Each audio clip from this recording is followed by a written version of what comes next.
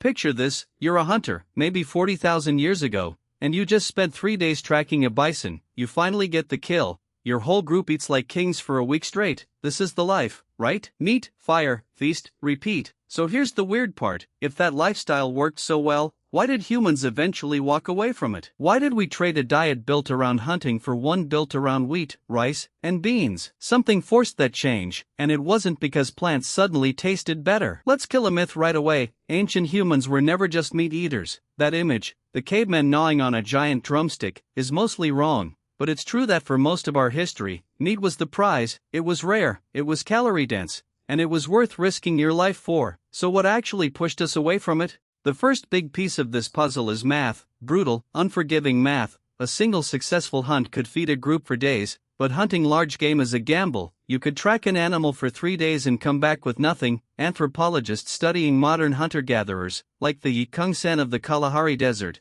found that big game hunts fail far more often than they succeed, sometimes failing more than 8 times out of 10. That's not a stable food source, that's a coin flip you're betting your life on. Meanwhile, plants don't run away, they don't fight back, they don't require 3 days of tracking through the bush. A root sitting in the ground is still there tomorrow. This reliability mattered more than most people realize. Researchers studying ancient diets have found that even in societies famous for hunting, women and children gathering plants, tubers, and nuts often provided the majority of daily calories, not the hunters. The meat got the glory, the plants kept everyone alive. So if plants were already doing the heavy lifting, why does the story of ancient humans get remembered as a meat story? Simple: meat is dramatic. A mammoth hunt makes a better cave painting than a woman digging up roots. But calories don't care about drama, and over time, calories won. Now here's where the real shift begins, and it starts with something you'd never expect: ice. Around 20,000 years ago, the planet was locked in the last major ice age. Massive herds of megafauna, mammoths, giant bison, woolly rhinos, roamed across frozen landscapes. These animals were an incredible calorie source. One mammoth could feed a group for weeks, but as the climate started warming around 12,000 years ago,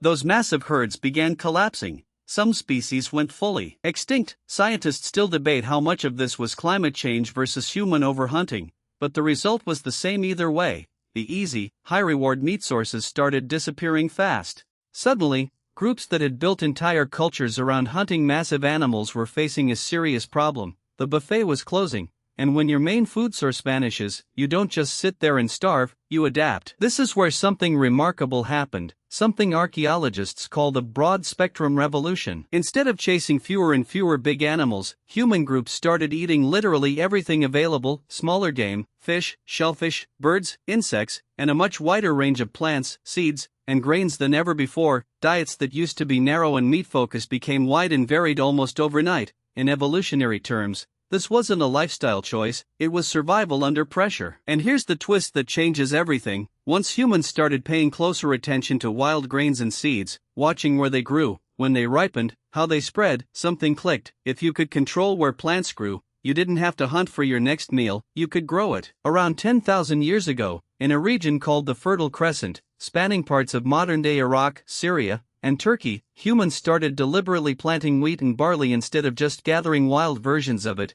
Archaeologists have found early domesticated grain seeds that are noticeably larger and easier to harvest than their wild ancestors. Physical proof that humans were actively selecting and replanting the best specimens, generation after generation. This wasn't an accident. It was humanity's first real experiment in engineering its own food supply. But here's something almost nobody expects when they hear this story: early farming wasn't actually healthier than hunting and gathering. Skeletal remains from early agricultural societies show something surprising: shorter average height, more dental problems, more signs of malnutrition compared to hunter-gatherers who lived right before them. Relying heavily on a small number of crops like wheat gave people plenty of calories but far fewer nutrients than a varied hunter-gatherer diet. Very real sense, early farmers were often less healthy than their hunting ancestors. So why did humans keep farming if it made them physically worse off? The answer comes down to something colder than nutrition: numbers. Farming produces more total calories per acre of land than hunting ever could. A farming family, even an unhealthy one, could support more children than a hunting family could. And more children means more farmers in the next generation. Even if individual health suffered, population size exploded. Evolution and history don't reward what's healthiest for an individual, they reward whatever produces the most surviving offspring. Farming won that numbers game completely, and once one group in a region started farming, their growing population eventually crowded out or absorbed the hunting groups nearby. There's also a piece of this that's easy to miss. Farming forced humans to stay in one place, and staying in one place changed everything about human society. Permanent settlements meant permanent food storage, which meant surplus, which meant some people no longer had to spend all day finding food. For the first time, humans had specialists, potters, toolmakers, priests, eventually rulers. The shift away from meat wasn't just a change in diet, it was the foundation of civilization itself. So here's the real answer, stacked all together. Meat was never abandoned because it was bad, it was abandoned because it was unreliable, because the climate shifted, because the giant animals disappeared, and because plants, once humans learned to control them, offered something meat never could: predictability at scale. Hunting could feed a family for a week if you got lucky.